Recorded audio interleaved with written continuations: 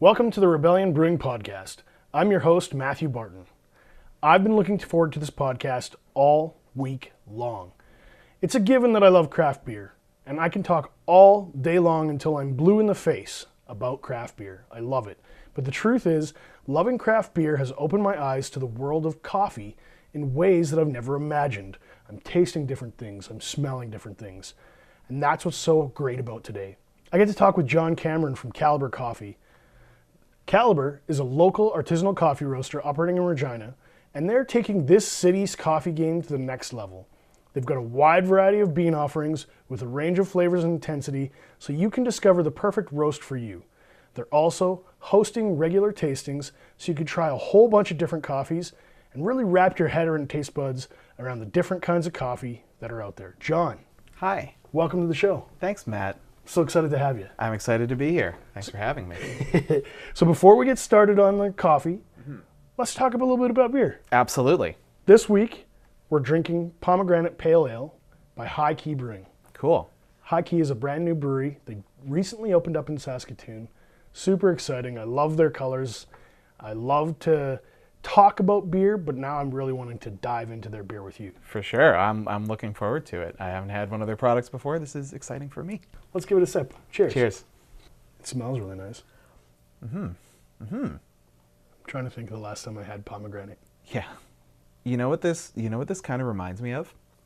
There's almost like a cereal milk thing going on, right? There's a little bit of like creaminess, a little bit of like sugar in there, and like that kind of like almost like Fruit Loopsy sweetness, like fruity but not like punchy or tart, just like sweet. Do you like that? I think I do. It's interesting. It's definitely good. Like, I feel like it's a nice counterpoint to, because it's a pale ale, right? So there's like that nice little like bitterness sort of kicking around in the background, and it's a nice balance, I think. I think I was expecting more pomegranate. I definitely was expecting it to be more of like a fruit beer, but this is a pale ale with fruity kind of aspects to it. The aroma is more pomegranate and tropical to me than, say, the flavor. For sure. Which is not a complaint, just an observation. Yeah, absolutely. Well, it's like, I mean, you've probably had experience with a variety of, because you guys have done like coffee blondes, coffee porters. I think you've done a couple of other like coffee. Those are the big ones I can remember that you did, and like definitely, you know as well as I do, like the coffee presents itself in like markedly different ways, depending on how you get it into the beer, depending on the beer profile that you're like marrying it to. Like there's a lot of, just because it says coffee beer, there's a lot that can actually sort of mean. So I guess it's the same thing with fruit, right? Fruit can do very different things. Yeah. I know that if you're doing fruit casks, you have to be very careful because it can explode. Okay. Like the fermentation sort of just, all right. The fermentation can take off on you and yeah, you're cleaning up a big mess in the keg. There, yeah. And in the room where you're holding the beer. That makes sense, yeah. I mean, you got to be careful when you pressure cook fruit, let alone anything else, so. Well, here's what the brewer's notes said. They described their Pomegranate Pale Ale. It's 5.5% ABV, and they said they brewed it with El Dorado and Azacca hops and infused it with pomegranate and rose hips. There we go. Now that I say rose hips, I think I taste it on the finish. Yeah. Like I think that's what's coming out. It kind of brings things into focus a little bit. I feel like I'm getting more rose hip than pomegranate. That tracks. And the significance of El Dorado hops is they bring out flavors and aromas with pineapple, mango, pear. Okay. Azacca hops, they lend tropical. So you're looking at mango, papaya, oranges. Right. Mostly what I'm feeling is mango-ish. For sure. I'm not really getting pear or papaya or oranges. Yeah, nothing particularly like, not a lot that's like super bright or punchy. Stuff that's a little, like creamy and sugary. Thumbs up, thumbs down? You know, I'm down with it. I could probably rock a full pint of this. You're down with the thumbs up? I'm down with the thumbs up. Yeah, absolutely.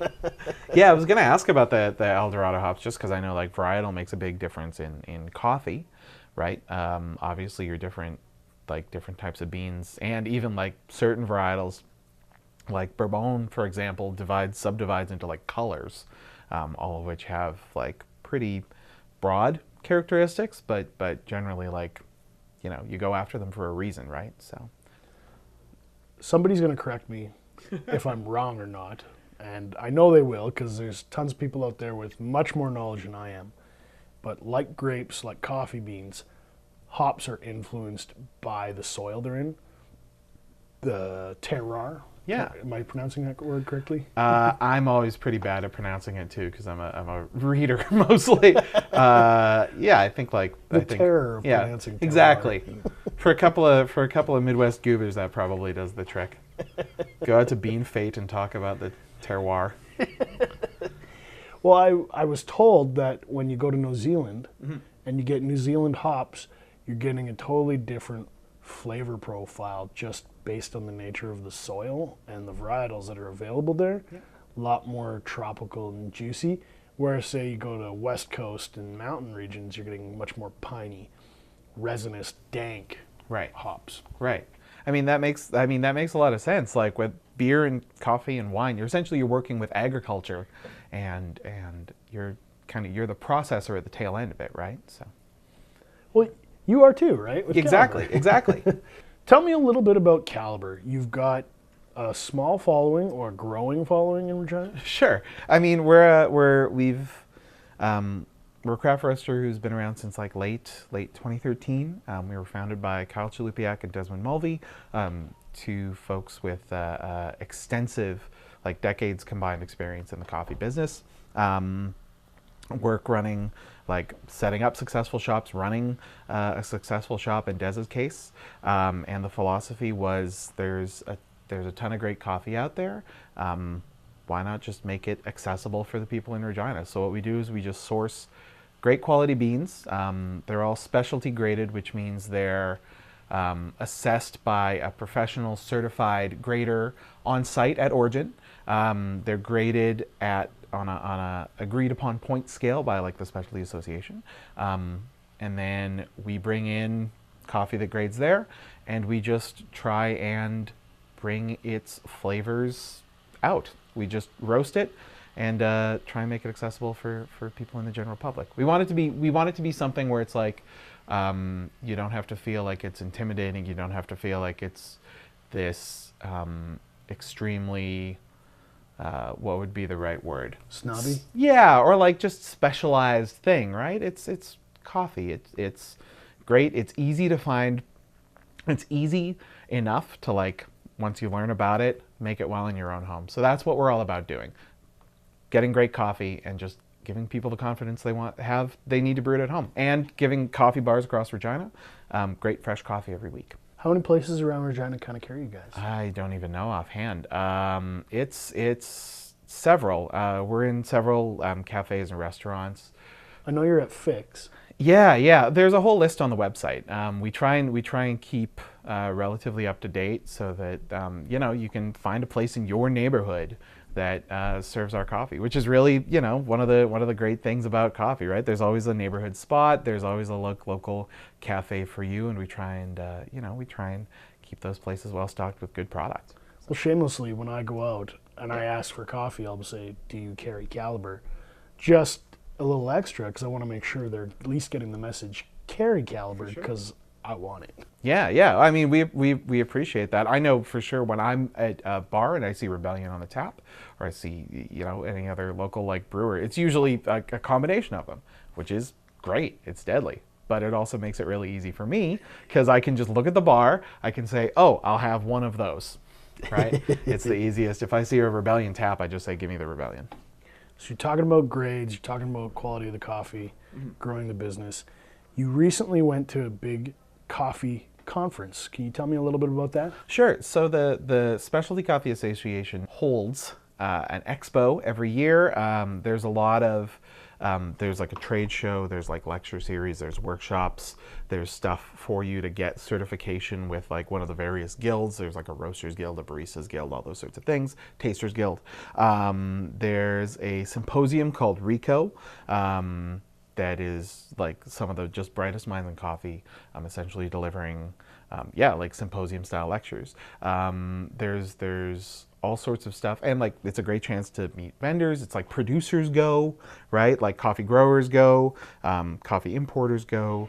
The people who make all the really great material that you can use at home. Like we sell Esper, for example, over at Caliber. They're a great dual-walled stainless steel French press and or glass French press with a like a specialized dual mesh filter. It's basically if you've had a French press coffee and you've gotten to that like sludge at the bottom, Esper's whole thing was just kind of engineering that sludge out. So you've got a great tasting cup of coffee from top to bottom. It's a simple idea, but it's executed really, really well by Espro, and I got a chance to go, meet the folks from Espro.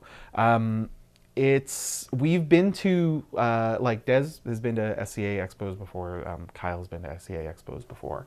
This was your first time? This was my first time, but the message is pretty universal, which is like, yeah, you go, you get a chance to meet bright people who are as invested in growing specialty coffee and growing coffee's reputation and bringing it, whether to a cafe or to the home user, making sure that those places are all able to deliver this, the best version of this product that they can.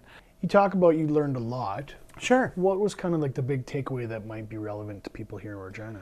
The big takeaway, that's a very good question. I would say a thing that the expo reinforced for me personally was the extent to which coffee is it's a supply chain agricultural product that a lot of people impact along the way, right? It's grown in a pretty narrow band around the world. And then by the time it gets here to your cup, a lot of people have been involved in the production of that, right? Like there's the people growing it at origin, there's the farmers or the cooperatives or whatever. There's the processing mills, there's the exporters, there's the importers, there's the green quality evaluators, there's the tasters, and then there's the roasters, and then there's the people who are responsible for packaging it. Like it's a long, and if in the case of cafes, there's the people purchasing it, and there's the people serving it, right? Like it's this huge chain, and we're one link within it. And how does that make you feel? Humble? A little bit humble, but it always does whenever I'm whenever I have a chance to talk to, see like an importer's warehouse or something, right? Or like we're talking with somebody else who's involved with like the roasting business. It's like it's a big business full of again passionate, bright people, and we're just very glad to be able to fit our part in that chain, and to be able to bring it on home to the people in Regina, right? I feel you guys are building a culture of demanding higher quality coffee in this city. Do you see that shift happening? I think that shift is part of a larger shift that is happening in coffee globally, and that certainly, again, the people working in specialty coffee, it's definitely there's growth for sure, like industry-wide. And the kind of reality is it's just similar to beer. It's like once you've had quality stuff and realize, oh, this is accessible, this isn't unreachable from a price standpoint, this isn't unreachable from a knowledge standpoint, I can just get good beer and enjoy it, it's easy, right? It's the same sort of thing with coffee. And then once you've had that experience, with a good beer or a good coffee or what have you, you look for it, right? It gets really, really hard to go back. It gets hard to go back. And I mean, I know personally, anytime I'm going to a place that's just serving, the refilled diner coffee or whatever, the by the carafe sort of thing, it's I usually get roasted by friends and family, but because oh, you're you're not too good for this cup of coffee, and it's it's the cup of coffee in front of me, it's family and friends, you drink it. But at home, I kind of tell them, don't do that to yourself. it's burnt, ashy sadness in a cup, and it's not pleasant. I do try and prioritize, just like with your beer taps. You try and prioritize. You do a little bit of planning around what's available, sort of thing, right? It's like it makes a difference. It really does make a difference, and especially like from a restaurant or a bar's like point of view. I'm sure, as you guys know, it's like even having that like little bit, having that better quality stuff on tap is a big, makes a big difference for your customers. My family, I've been trying to drag them along for the craft beer thing for years. Yeah. And I think just last year they finally said, "Oh, I get it. Right. I'm into it." And it was taking beer to them, it was talking to them about it, but it's also happened with coffee, where they just drink instant. It's like that powdered dust from 1945 Right. wartime coffee. And they come over to my place and they're like, "Can you just make us that coffee you make? It's so good." And I'm like, "Do you want cream and sugar?" And they're like, "No," because they don't need to cut it. Like, Right. I Right. know maybe we don't say the big giant's name, but I kind of feel if you're drinking a coffee and you're calling it a double and you're putting that much not coffee into your coffee, you didn't really want to drink that in the first place. You had to change it entirely, and you missed the point. For sure. Well, and there's Sorry, I'm biased. No worries. I mean that bias works for us. There's the human factor involved, right? There's the human factor with again, like the fact that there are people at our end of the chain who are trying to represent good work from the people further down the chain, that sort of stuff. Like, yeah, I mean, there is a shift towards that, and there's a variety of reasons you can't go back, although taste is, I would say, probably the big one, right? But there is definitely a shift happening, and that's also another benefit, I would say, for us being like local, right? Is that people who want to help make that shift happen in their communities by like opening a quality cafe. Like, we're there to support them. We have the same goal of bringing great coffee to the community. So that's really simpatico. There is a shift, and we're happy to be a part of it. One of the nice things is if people come to the tap room and maybe they're the designated driver, they can order Caliber and have a great cup of coffee while their friends are enjoying a pint, and they're not missing out. We didn't cut corners on our coffee choices. Yeah. And then we also take your guys' coffee beans, and we often use it in our brews. You mentioned the coffee blonde, but we've also done coffee stout. I'm super excited for our next coming up coffee porter. I've been pushing Dave. Oh, yeah? Probably in the fall, we're going to see something. Oh, cool. I'm begging him. Deadly. And I can't wait. It's got full-on caffeine. Right. You're not missing out on that coffee piece. Yeah. You can have it for breakfast on Sunday morning. Yeah. I always like how nice coffee goes with like a good porter, right? Like it marries really, really nicely to the overall profile. So I mean they're just, you see them because they're a natural pairing. So one thing I wanted to ask you guys was, my favorite blend from you guys is the Peru. Sure. I dig it. It's a little bit nutty.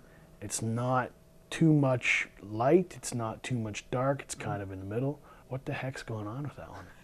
So this is probably a good chance to talk about what we were talking a little bit about, like the agricultural product. We wouldn't call the Peru a blend. We would actually refer to it as a single origin coffee.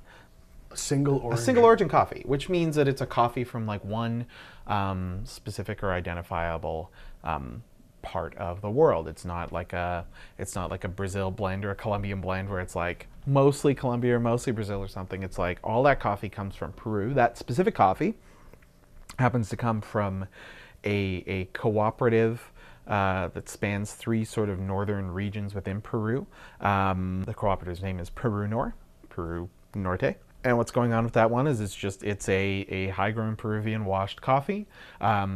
Typically Peruvian coffees are relatively low in, like, they don't have a ton of that like bright acidity. They usually have like a little bit of mellow acidity. They typically have a nice body. They've typically got a little bit of kind of sugars or nuts going on in there. The Peru Norte has that kind of in spades. And that one's actually, it's been kind of a staple in our lineup for a while because it's been, we've had several years of good crop with it.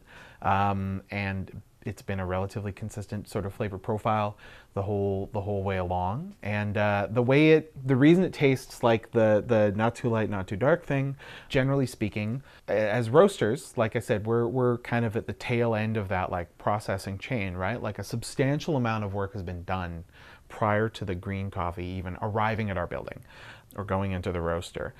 Essentially, at the end, at our end of the chain, it's the roaster's job and the team around the roaster, like, to determine what a coffee's flavor profile is, and then to execute on a consistent basis to like hit that, to make sure it's consistent, right? Like to roast it in a consistent way, according to factors and parameters we've kind of set. So which is tricky. Like getting that consistency right, takes a lot of work. Is it a little bit of chemistry, a lot of knowledge about timing and temperature? Yeah. There's understanding like how the different sort of like the Maillard process works, for example, like the browning process that occurs, understanding endothermic versus exothermic reactions within the roaster, like a lot of like technical stuff that the roaster just carries up in their big old brain. We use some tracking software, we take notes, and obviously we're constantly tasting our own coffees to make sure that the profiles are what we want them to be and are what we represent them as on the bag. So what's going on in that bag is kind of a lot of back-end work that we just try and make sure that we're nailing on a regular basis. Well, that Peru is my favorite. That nutty character comes out. And I've never had a single complaint about that coffee at my house. I think I call it the converter. Right. It's making people open their eyes and go, oh, why am I drinking X or Y when I could be drinking this Peru Norte from Calvert? And like you said, there's a really broad spectrum out there. So we try and have, we always try and have some coffees that are like pretty approachable, easy, like recognizable. I would say the Peru is definitely one of them. Our house blend, for people who like a dark roast, like our house blend is like, remember that diner coffee I was talking about earlier? That house blend is our attempt to just like make that like recognizable, like kind of cup of coffee, and just something that's like recognizable as a coffee, except just with like quality ingredients and like a really robust and drinkable flavor profile. We've got a Brazil coffee that we use as I would say is like a lot of people's like entry points into kind of the medium, because like is that Brazil the one with the cherry notes? Brazil is the cherry notes is the house blend. It's got just a little bit of that fruit on the end of the profile. The Brazil is like chocolatey. It's a full natural process, so it's like low acidity, chocolate, nice round body, just really smooth and really easy drinking. And then we have a variety of coffees that are a little more, they'll be like a little more idiosyncratic, or they'll have kind of unique or exotic sort of flavor profiles. The Sumatra, I would say, for example, over at Rebellion, is a little bit more exotic than, say, the Peru or the house blend, because it's got like Sumatra processing method, wet hulling or gilling balash. I always mess that up, but it's the traditional Sumatran processing method, and it introduces a lot of like full body characteristics, chocolatey sweetness, and like a real like kind of woodsy herbaceousness, almost like tobacco, maybe like a little bit of mushroom on the back end, that kind of thing. Like it's a really interesting and unique coffee. There's an earthiness to it that's really prized. Like that's what you want out of a Sumatra, but it's a little bit further afield than something like the Peru. Or we might have like, I would say it's a pretty aggressive coffee. Sure, I've drank a lot of that Sumatra at the tap room. It's definitely like, again, that earthiness or that herbaceousness, I would say, lends it a real, because that like, it's got a real long finish to it. It like hangs on your palate, but that's what you want out of a Sumatran coffee, right? So it's a little bit more adventurous, but it's also like, those are the characteristics in the Sumatra. Those are what we want to bring out. We kind of figured out a profile to hit that on a consistent basis. Something like an Ethiopia is going to have like a washed Ethiopia is maybe going to have a little bit of like bright fruit or berry, like, or stone fruit plum. It'll have like, usually with a lot of washed Ethiopias, it almost has like a tea-like kind of astringency in the back, very floral aroma, which is substantially different from that Brazil, right? Super different. That's just like there's such a broad range of varietals, of profiles, of flavor notes that you can pull out of it, kind of at all ends of the roast spectrum. So, well, I don't want to bias the audience that I'm just here to say I love everything, because I don't love everything. One thing I discovered and I didn't realize was I absolutely hate Cuban blends. Interesting. The tobacco Right.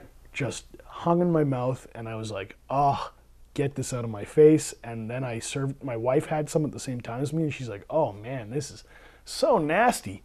But I go talk to my coworker in the tap room, and she goes, I love Cuban coffee. I love that tobacco. I'm like, have this bag of beans and go nuts, because I can't drink this. And she was so happy. Loved it, right? There's a coffee out there for everyone. Yeah. You don't have to like every single thing. Just like we say with beer, you don't have to like every single beer, but find the one you love. Right. And so for a lot of people, they love our amber ale.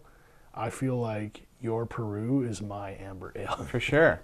I would say the work that goes in for probably both of us, like as producers or processors or whatever you would want to call it, like the work for both of us is like representing what we feel is like the true character of whatever it is we're taking and we're making something out of, right? That character, like you said, isn't necessarily going to be for everybody on a given thing, but array of potential like flavor notes, right? Tasting notes is so broad, and there's so much going on that it's like there's going to be something for you out there. And we usually encourage people to like experiment, because it's very, very easy to, like, for example, I had a chance to taste some like Filipino grown coffee Philippines grown coffee that was, I'd never had it before. I didn't really know what to make of it. And it was, really nice. Like, it was really, really lovely. At the roaster, we've brought in coffees that we brought in an Ethiopia Harar on the basis of like our head roaster Des just really loves Harar profiles.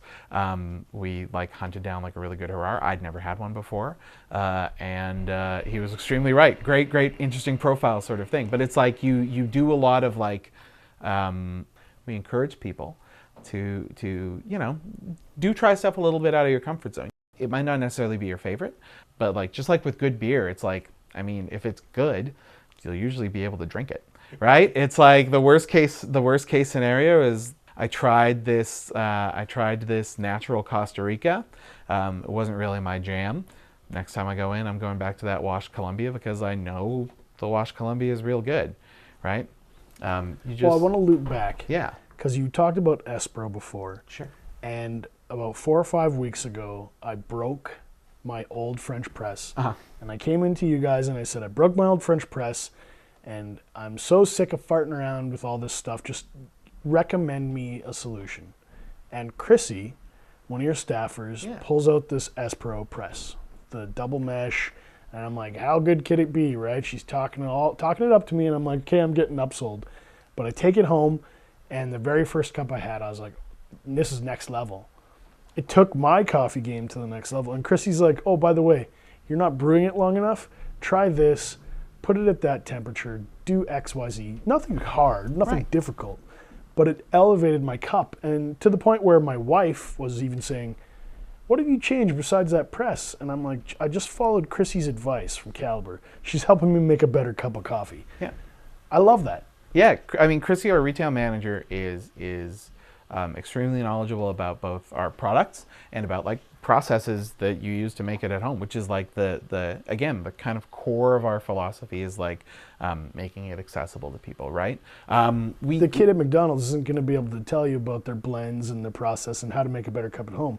I feel like that's your extra up piece. I would say to an value. extent, to an extent, I would say we all sort of think of ourselves as curators, right? Like we're selecting, we're kind of trying to use our combined knowledge to select things that we think are going to either A, represent great coffee, or B, help you represent great coffee at home, or C, represent great coffee in your business, right? Like quality across the whole board, right? Like something like the Esper, the reason that we have that is just because we find it delivers a really, really great cup. Everything that we have kicking around over at Caliber is something that, we've understood to get the job done very well. And we're constantly on the lookout for new products and new ideas that can really improve or change the home experience, right? Like everybody always comes in and says, or people will frequently come in